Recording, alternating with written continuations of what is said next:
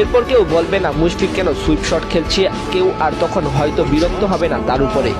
সেদিন অনেকে কান্না ভেজা গলায় বলবে আমাদের একটা অযথা সুইপ শট খেলা ম্যাচ উইনার ছিল, যিনি অসংখ্য ম্যাচ জয়ের নায়ক হিসেবে ছিলেন। এরপর থেকে তামিমকে কেউ খেপাবে না ডট বাবা বলে, সেদিন চিৎকার করে আর কেউ বলতে পারবে না তামিম একটু চালিয়ে খেলো।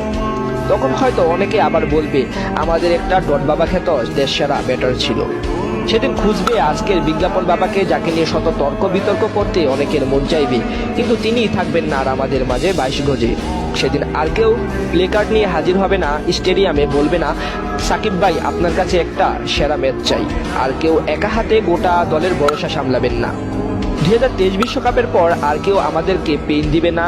সময়ের সাথে সাথে পেন কিলার সেদিন নিজেই হারিয়ে যাবেন শত চেষ্টা করেও। আর সেদিনের পর থেকে আমরা বলতে পারবো না অনেক হয়েছে, এবার বুড়ো রিয়াদ চলে যান, কারণ বলার আগেই সেদিন আমাদের ছেড়ে এই লাল সবুজ জার্সিটা ছেড়ে চিরতরে চলে যাবেন অবসরে।